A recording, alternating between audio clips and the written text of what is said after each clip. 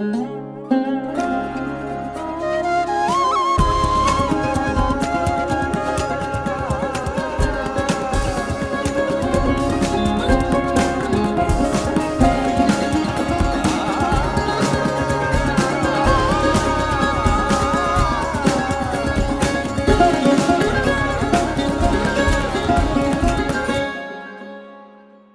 everybody, Chitra, a joy, pleasure to talk with you here.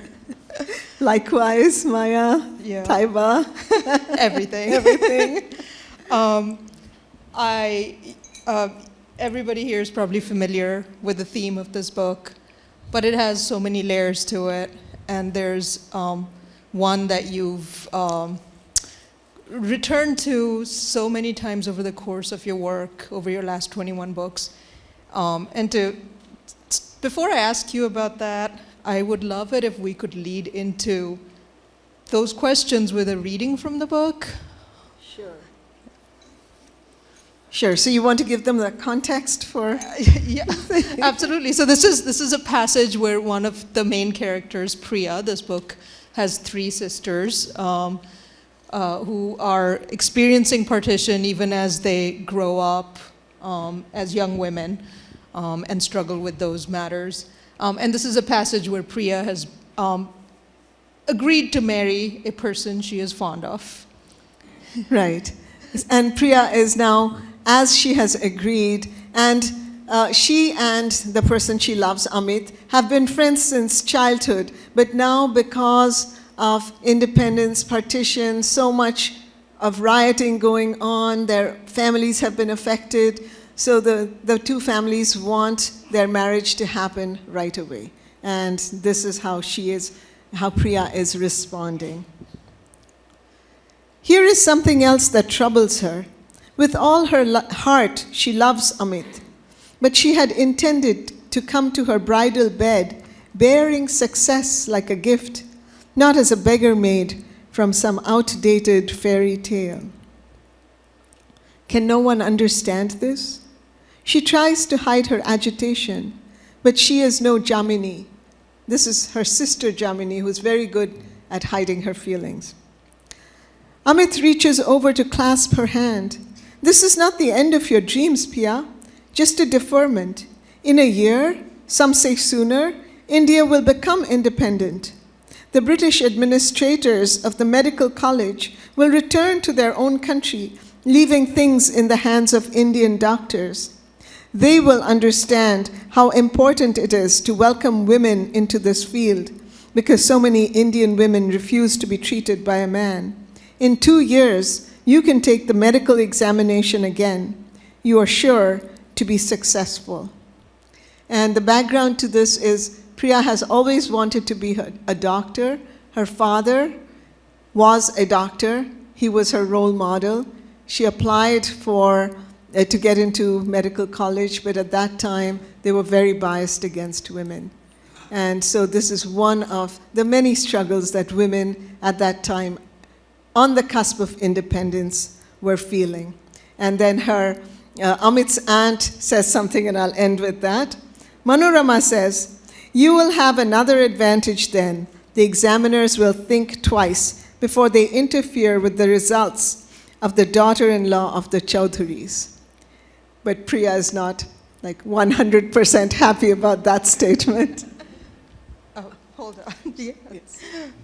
Thank you. Thank you for that. And that little passage is so central to what Priya experiences, and each of the other sisters, Jamini and Deepa, experience in their own ways.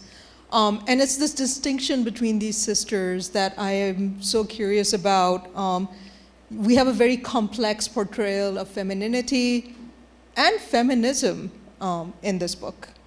And these are, each of the sisters just straddling a different part of these two ideas. But these are also themes you've dealt with in your other books, previous books, and you have a personal motto that's on your website, Ancora Imparo, quoted from Michelangelo, "Still I am learning." So I was very curious as to how these concepts have evolved for you, over the course of writing. You've lived in the US for a long time, but you're also going back to your deep Bengali roots with this book. How is this book different, or how has it grown from your previous books on these ideas? So, just a little bit about the book. So the book is set in 1946, a year before independence, and this is when the country is really getting behind the independence movement, behind Gandhi. Things are really moving. Everyone sees that the British are leaving, but then we have Direct Action Day across the country, but in Bengal, it becomes a huge riot. And the riot kills many people, and all of a sudden, Hindus and Muslims are no longer fighting the fight together. It's as though many of them are fighting it against each other. And this is where the sisters are living. Their entire lives are changed. A great tragedy happens in their family, which I won't give away, but it makes them realize they have to take charge. They have to be part of this independence movement, and most of all, they have to understand what does independence mean for each one of them as women of that time, inside the home and outside the home, socially and politically, and most of all, perhaps financially, because without financial independence, independence is just a word.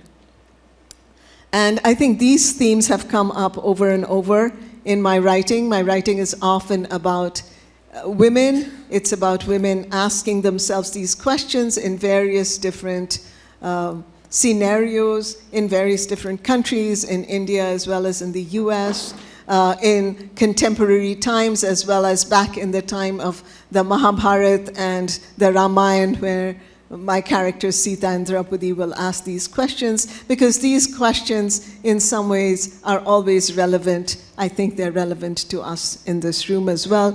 And they are good questions for men to ask. That what does women's independence mean? Because, you know, together we form a community, together we strengthen each other, and that has also been a theme of my work. This book is about sisters. I have an earlier book that some of you know, Sister of My Heart, which was also about two cousins who are like sisters. And people often ask me, do I have sisters? How many sisters do I have? And I'll share with you something, which is I have no sisters. And then people say, well, that's why you write so eloquently about sisterhood. You're just imagining it. Oh, so did anything change in this book for you as you write about women? Yeah. So this book is one of two books that form a historical arc for me. My previous book, The Last Queen, was set in the 1800s, and that was the height of colonial power in India. And The Last Queen is about Maharani Jinder Kaur. Maharani Jinder Kaur is the youngest wife of Maharaja Ranjit Singh, and he was the ruler of the Punjab. That was the last really powerful state that the British had not managed to take over. And that book is about her fight with the British and how valiantly she fought that fight and how she tried to save Punjab for her son. She was Queen Regent, but ultimately failed because of many events, including treachery within the kingdom, which is how the British often got hold of one kingdom after another by going inside and, you know, working from the inside. And she wins a great moral victory, but it is not a victory over the British. And when I finished her story, I was really sad, and I didn't want to end that historical arc over there. And I said, I've got to take it to its completion when India does become free and the British are thrown out of India. And that's why I wrote Independence. But each story comes to me differently. With The Last Queen, I was really taken with the character of Maharani Jinder. But with this one, I wanted to imagine just ordinary women, women like you and me. How did this great national movement affect them? And that's why I wanted to write this book. I have a personal connection. My grandfather and mother were both involved in the freedom struggle. They were both followers of Gandhi. And so there are many mentions to Gandhi, and especially to the women who fought during independence, whom many of us we have forgotten many of them. And so Sarojini Naidu becomes a big character in this book. She is woven through the book. And I, of course, have a special connection to her because she's from Bengal, as I was, and she is a poet, and I wanted to honor that as well. That's lovely. And you've touched on this idea of why you wanted to write on independence. I guess a little bit more on that. You know, it's been 75 years. That's when your book came out, an auspicious anniversary. But so much has been written on it, so much has been discussed, so many stories that we've heard or know. What drove you to tell this story again? So I think there were two things, Tayyba, and one was the personal connection and the connection with Bengal, because we have read many stories, both fiction and non-fiction, very powerful ones about India's independence and partition, but they're mostly set along the northern borders. They're set along, the Punjab area especially, but very little has been written in English about the other side of partition, the other border, the Bengal border, where also people suffered greatly. There was great dislocation, and there were great stories of heroism as well in the middle of all this. So in the midst of all this communal fighting, there were people who risked their lives for their neighbors, their friends, people who belonged to a different religion. And I wanted very much to honor that and to write that story. And the other reason I wanted to write this story is because this is a story that's being forgotten. Now the majority of Indians were born into a free India. Even I was born into a free India. And we've always taken that freedom for granted. And when I was releasing this book last year, in the 75th anniversary in India, actually in Jaipur, the book was launched in Jaipur at the wonderful Lit Fest over there. I said to people, this is a story that we can't forget. This is a powerful story. It is a story that has molded our identity. And also, the danger of forgetting history is when we forget history, we are doomed to repeat it. We are doomed to repeat its mistakes. So I said, this is a book about what made India strong, and also the tragedy of partition, what killed 1 million people as they moved across the subcontinent. And I said, we have to remember these stories. And I said to the young people, I said, go ask maybe your parents, your grandparents, do they remember any of these stories? And later, many of them wrote to me on social media, and they said, thank you, we did go, we talked to our grandparents, and they were so happy to tell us the stories. And these are really, powerful, powerful stories. This is only one, but there are all these powerful stories. So I hope my book is a tiny catalyst, at least, towards remembrance. Thank you. Talking of remembrance, absolutely, just reading these passages, the passages of violence, some of which we've heard about, some of which are very particular to the plot of this story, was heartrending. And I think one of the things that reading this book brought to light was how quickly we make strangers of each other. Yes. And I just want to quote Sarah Ahmed from her book, Strange Encounters. It's a longer title, but a wonderful book. And she says, the dangerous stranger is an arbitrary construction manufactured in opposition to us, the native, to house our deepest insecurities about difference and about the other. The stranger and the native are bound in a relationship of conflicted intimacy. And, you see that in such fluid motion in this book, neighbors, relatives, suddenly redefining who is a stranger and who isn't. So would you talk about it in the context of your book? Yeah. And I do want to also talk about the other side, because that was also true. It was that your friends and your neighbors overnight became strangers because they either belonged to a different community, belonged to a different religion, or politically believed something different from you. And I wanted to bring that out, not only because that was happening in 1946 and 1947, but it's the truth of our lives today. I mean, there are such ideological wars going on, both in India and in the US and in many other countries, so that's something for us to remember. If we don't agree with someone, are they our enemy? I'm going to repeat that. If we don't agree with someone, does that make them our enemy? Do we lose our friendships over that? Or can we coexist in a world where different people can believe different things, as long as they are good people? Yeah. Right? That's so important. I just wanted to say, but we have to keep remembering also that during these times of partition, there's such wonderful stories of heroism, and some of them are in here, where people risked their lives for people who were not of their background, they were not of their religion, but they risked them just because they cared for them, or they had a history with them, and they owed them something, or they had promised them something, and those personal promises became more important than all of these differences that were just cropping up every day. It's heartrending when you read that in this book, and that actually leads me to a little bit of a question about your writing process or your experience.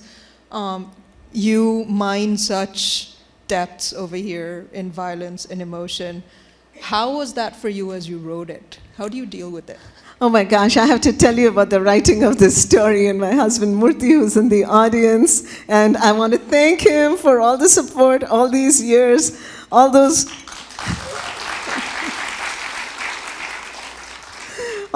frozen dinners that he had to eat while I was writing. So, I was writing this book. It was in various stages. In the first stage, I was writing the book in 3 first-person voices, the voices of the 3 sisters, Priya, Jamini, and Deepa, the oldest. And it was coming along okay. As I write, once I write and revise a section, the book was already sold, both in India and in the US. So I sent sections to my editors. They loved the book. And I was like 3/4 of the way through the book when one day this disturbing thought struck me. And the thought was, I've done it all wrong. And I vocalized it to Murthy. He was like, no, don't tell me this. I'm like, I've done it all wrong. This book cannot be in first person. It is the story of the sisters, but it's not only the story of the 3 sisters. It is the story of a whole continent, a subcontinent. And it has to be told in an omniscient third-person voice. We will get into the sisters' viewpoint, but we also need to see what's happening all over India. So I was like, I have to rewrite this book. Murthy's like, no. He said, this is just fine, just keep writing. But I couldn't, As a writer, when that kind of thought comes to me, I feel like it's come to me for a reason. I must honor it. So I rewrote a seminal chapter, a very important chapter, in this new third-person voice, sent it to both of my editors, and I said, what do you think, guys? Is this better? Because you're so close to your own writing, sometimes you don't know. And they both wrote back and said, this is wonderful, and absolutely you should rewrite the book in the third person, but you have a deadline, and it is still your deadline. So I was like writing night and day. I was writing so much at my desk that I developed this terrible backache, and then we have a recliner at home, and I wrote the rest of the book in the recliner. So a little glimpse into the writing life, at least for me. I'm picturing you writing those violent passages in the recliner. And my gosh, and I'm crying.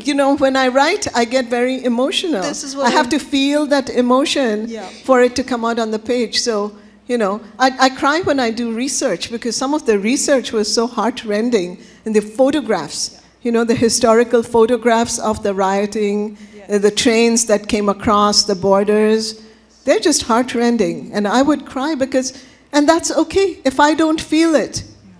How will any of you feel it, right? I think the writer has to feel it first. That exactly, I was going to ask you about that too, is all this research you did. You mentioned our wonderful librarian at U of H who worked with you to dig out some very hard to find materials. What was your research like on this topic? Did anything surprise you? And what did you ask Emily for that was so hard to find? Okay, so yes, I'm so blessed because I'm at the University of Houston and I have the resource of a large library system and also interlibrary loans, and our librarians are wonderful. They always guide me to, I wanted women's narratives, and that was not always, I knew the books, but they weren't easy to get. So the librarians at UH, Emily, helped me get hold of those books about women's narratives of the partition, because this was going to be largely from a women's angle, although there are very important men characters who are in different relationships, love interest, parental interest, antagonistic, politically antagonistic. There are lots of different kinds of relationships. But that was one of the things. But what really helped me is that I wrote the 2 historical books back to back because I'd already learned a lot of things from writing The Last Queen. And I wrote The Last Queen during the pandemic, which meant I couldn't go anywhere and do on-the-ground research. I couldn't go, I especially wanted to go to Kolkata, where Maharani Jinda, after many years, she is reunited with the son, Maharaja Dalip Singh, whom the British took away from her when he was little, brought him up in Queen Victoria's court, did a complete cultural colonization job on him, and he comes back. Right. And they get, they're reunited in Kolkata. I really wanted to go see that, just the street. That old hotel is no longer there, but I wanted to go. I couldn't. And so I relied on old photographs and paintings, and I learned to do that as part of historical research. And that really helped me when I did the research for Independence. Because those photographs, they don't lie. Yeah, that's incredible. Did you find any video material? No, I just looked at photographs because I wanted to also see what people of that time would have seen. So Priya opens the newspaper. What does she see? So there's a lot of references to newspapers throughout this book. Yeah. And radio. Like, what would they be hearing, these 3 sisters? What would they be hearing before independence? And then there was a big change right after independence. What would they hear? Talking of hearing, one of the most beautiful aspects of this book is the intertextuality with song. You have Tagore's songs, you have Nazrul's songs, so many songs. They play so many roles. Song plays so many roles in this book, including the plot, actually, very importantly at the end. And so I'd love to hear more about that, but before we do that, I wonder if we might be able to hear a little clip from a song. Would you introduce a song, Chitra? Oh, they can't? All right. Well, let me throw out a request in the audience. A song that was very powerful during independence and was banned by the British for that reason is Tagore's Akla Cholo Re. So if there's anyone who can sing like 2 or 3 lines of Akla Cholo Re, please come up to the front. We were trying to play it on the system, but we couldn't do it. Yes, yes? Okay, come, can she get a mic? Can she get a mic? A mic is coming towards her. Yes, just the beginning. If you sing that, that would be lovely. And that's also because I love Kolkata. That's where I was born.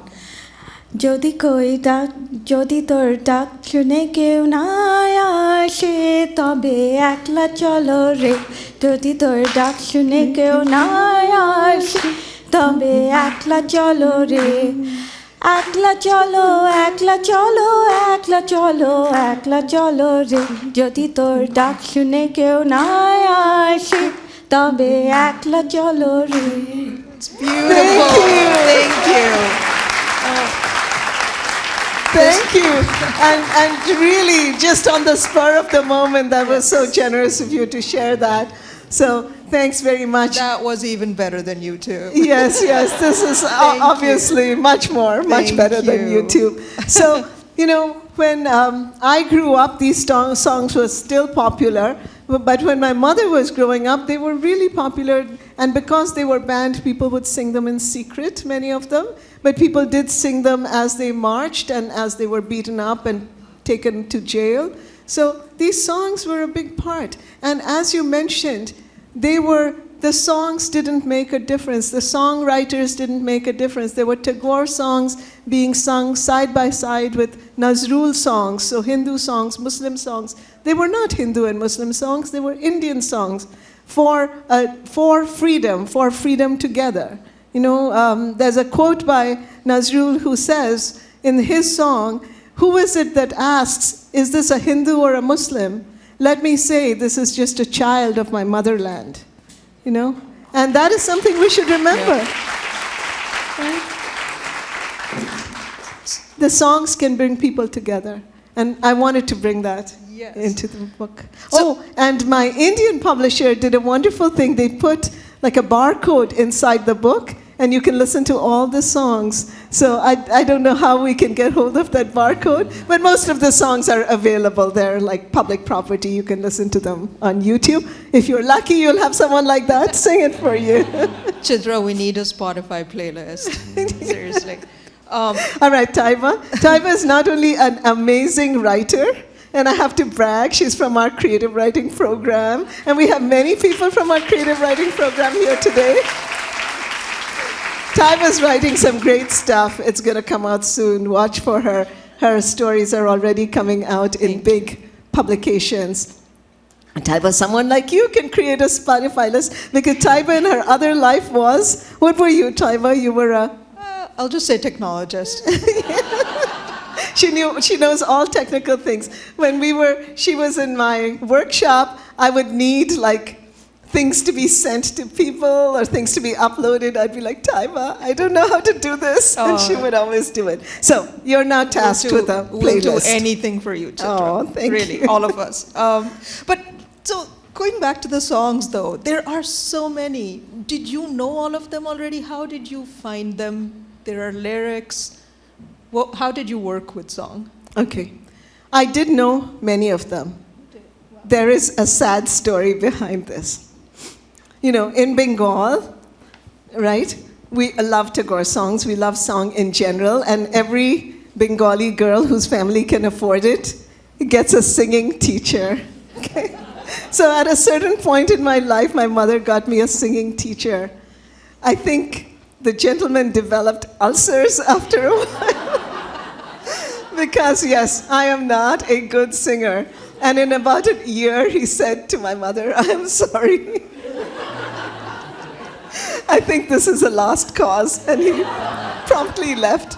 However, during that year and, afterwards, I learned many songs. I learned about many songs. Shall I continue the sadness of the story? Yes, please. And I learned also that I should not sing in public. Well, Murthy, my husband, is actually a great singer, and I'm there to support him, but I do not sing in public. However, at a certain point, I had my child, and I thought, this is my opportunity. I will sing this child to sleep every day. And I started singing to him. And everything happened. He would fall asleep right away. I was very happy. I was like, this is my second singing career. And then my son Anand learned to talk. And he said to me one day, Mama, I can sleep by myself. That's very smart feedback. You don't have to sing. However, I love listening to the songs, and I had known most of them. But then, I curated them. I chose the songs that fitted the mood of the book. Yeah. So going back to, Still I Am Learning, you talked about how your last book, The Last Queen, influenced how you did research for this book. But this is your fourth historical novel. The Forest of Enchantment, Palace of Illusion could be said to be in mythical time. Yes. Mythological novels. But there is still a lot of historical place and time research. How has your approach to the historical novel evolved over these 4 books?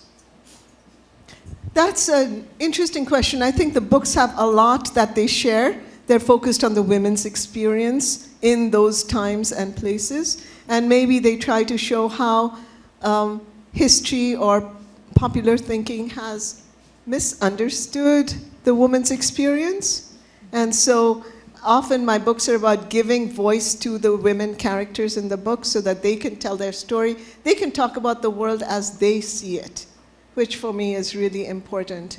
You know, often women are in all of the stories pretty much, but they're often in the corners of the stories. Their story is being told by someone else, often in a male voice. So in Palace of Illusions, I wanted to give voice to Draupadi, who was called, you know, she is Panchali in that book, because she chooses that name. She says, I don't want to be known as the daughter of my father, I have a different identity. And then in Forest of Enchantments, Sita is telling her story as best as I could understand it with the research. And here also, the 3 sisters who are undergoing the very same experience of independence and partition and the direct action day riots, they each see it differently. They want something different out of freedom. So that's been my enterprise, I think. In The Last Queen, it was Maharani Jinda's story, which has been almost obliterated over time. You know, many people know about her husband, Maharaja Ranjit Singh, and he was a great king. Many people know about the tragic Dalip Singh, her son. They don't know about her. She's been erased. So I want to bring back these erased stories. There's a little quote by Amrita Pritham in the beginning of Independence, which pretty much says, there are many stories which have been written on the bodies of women, and I really want to tell those stories. Well, that's beautiful. So, borders. Of course, the idea of borders is essential to this book. And borders are fluid, and they're not just political boundaries. What are some of the other borders you found your characters confronting, dealing with, navigating? Well, one of them was the religious border. The other is the border between men and women. What is allowed to men and what is allowed to women. And what happens when, as a woman, you're crossing that border. And each of these women will cross certain borders and take on jobs that were, at that time, traditionally thought of as male jobs. So, you know, they'll become performers, they'll become the businessmen of their family, and Priya, of course, wants to become a doctor, for which she will come to the United States. So there's a part of the book that's set in the United States, for which I did lots of research. In the Women's College of Pennsylvania, that was one of the earliest colleges of medicine for women, where women could study. Yeah, that was a quaint time in the U.S. Loved reading about it in there. I wish you might one day expand that into its own novel, or it was fascinating. Priya's experience at med school. So, Chitra, you're also a teacher, and you have been teaching for a very long time. Tell us how your writing and your teaching feed each other. Yeah. And when you said a very long time, I just want everyone to know, from my teenage years, no, just kidding, just kidding. I love teaching writing. I mean, I love teaching in general, and I think that's all, maybe it's like familial because, you know, my great-grandfather was a teacher. My grandfather was a doctor, and actually one of the characters, the father character in the book, is largely based on my grandfather, who, like this character, also had a free medical clinic in his village in Bengal. And, you know, my mother was a teacher, so there's a lot of teacherly genes in my body. I just love teaching. My children say it's because that's the one place where they have to laugh at all my jokes.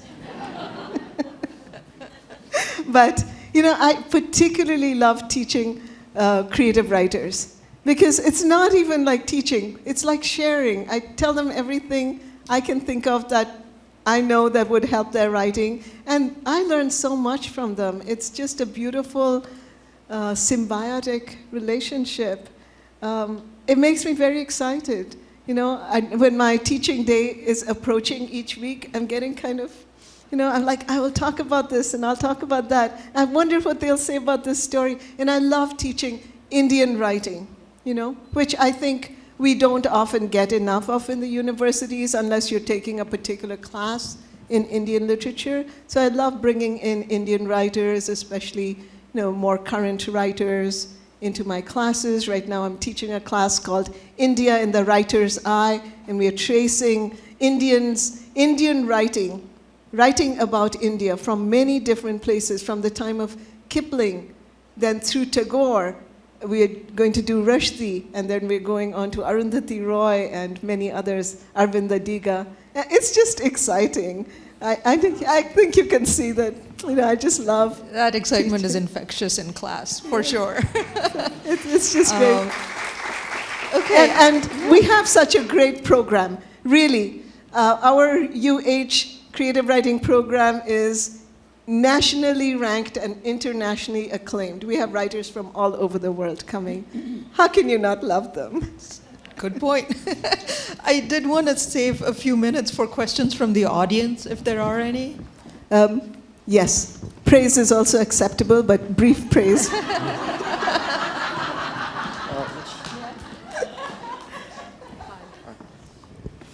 Hi, Chitra.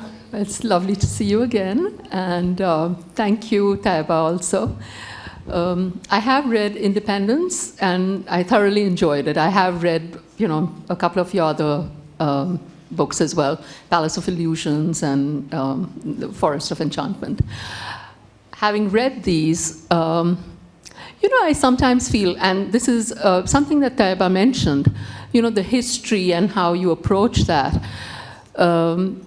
Sometimes I get the feeling while I'm reading that real history that happened, that occurred, is fast fading from the minds of people. Is there a subconscious feeling that you have while you're writing where, you know, writing from Sita's perspective or Draupadi's perspective, and now from the viewpoint of Priya, Deepa, and the third... Jamini, thank you. Will someday Chitra Banerjee's books be remembered as history? I just wonder. I mean, because they're so convincing. So it's a compliment that I'm paying. Thank you. Thank you. I mean, even if it sounds like a backhanded compliment, no, honestly it is. Thank you. Yeah. Yeah. Well, you know what? I love writing about history, and I love recreating these stories. I try to do them as honestly and as truthfully as I can. But then, you know, you write a book, you have to let it go into the world. And you really don't know what that book will do. You hope it'll touch people. You hope it'll make people remember history. You hope it'll make people think about life like right now. How am I living my life? But you don't know. So I just have to let it go into the world to do what it will, and then it's in your hands, and you have to decide what that book really is about and what that book means. I think, you know, as a writer, I write the book, I love the book, I let go of it, I move on to the next one. I must read your previous book. Hi Chitra, it's Beena, and congrats again. I love that you take us through history in the voice of women, and I'm here to ask you, can we expect a story of a woman of our times anytime soon? Sure. And Beena, you know, only my last few books have gone back into the past because I felt a great need and desire to examine the traditions out of which our current womanhood has risen. But really, all of my earlier books, starting from Arranged Marriage, Mistress of Spices, Sister of My Heart, Oleander Girl, Before We Visit the Goddess, they're all set in pretty much present-day times, our lifetime. So you have all those books that you can look back at. Hi, Chitra. I have a question. All your books, not all, but most of the books have a background, political background. The backdrop is a political backdrop, and that makes the book a lot more interesting. I'm wondering, this is a two-parter question.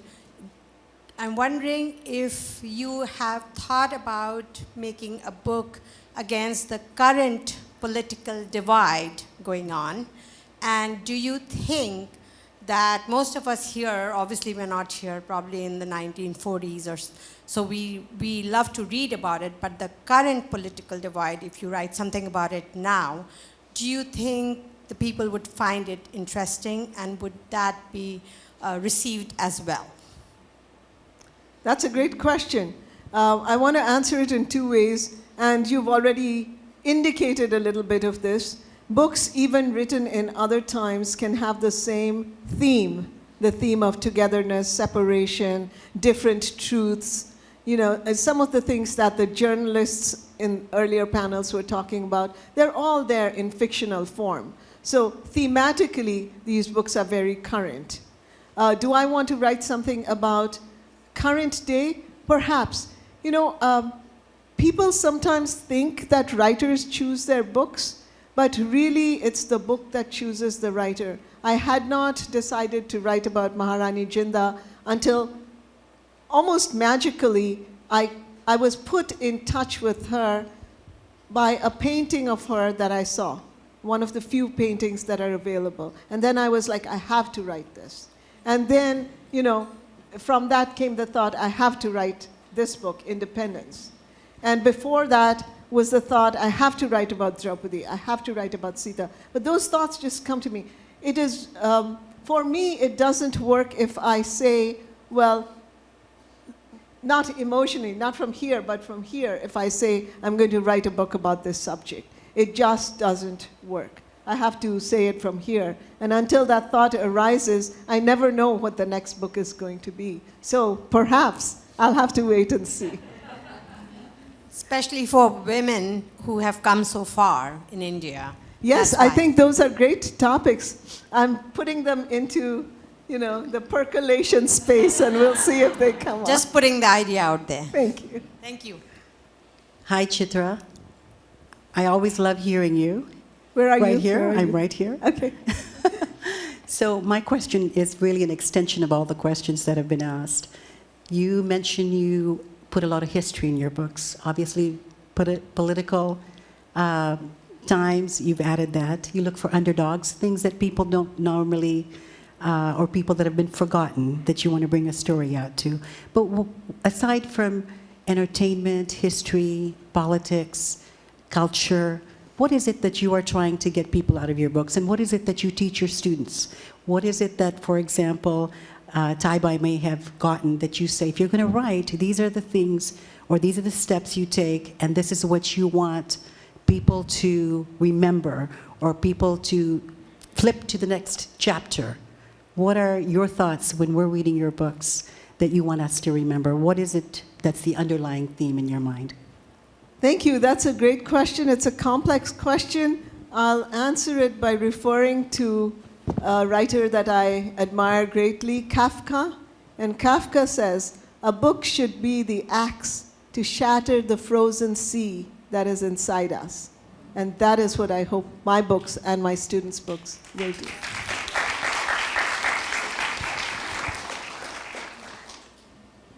I think we may have time for one more question. Or we're done, okay? Are we at time? No. Okay.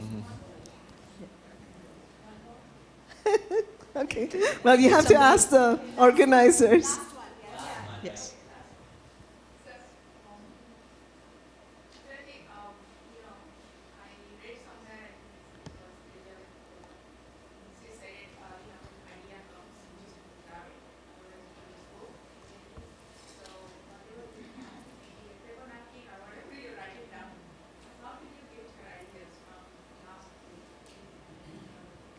So Okay. the question Yes, is, please. how do you get your ideas? How do you capture your ideas? Keep track of them? Do you write them down on a paper napkin or a notebook next to your bed at night? Yeah. You know, I do think that is very important, and we should capture our ideas. So I put everything on my computer now because I'm just very good at losing things. And if I write it on a napkin, it's gone. But my computer keeps track. So I have like a folder with ideas, maybe just 2 or 3 lines. And these are like future novels that I will write. But for that idea to go the next stage, again, like I said before, it has to start resonating inside. And what happens is that idea becomes stronger, and then I'm thinking about that all the time. In the back of my mind, I'm thinking about that while, I don't know, I'm cooking or I'm on the treadmill or something. And then that's when I know that that idea is ready, that it's ripened, so to speak, when I can't stop thinking about it. Thank you, Chitra. Don't stop thinking about these ideas. Thank you.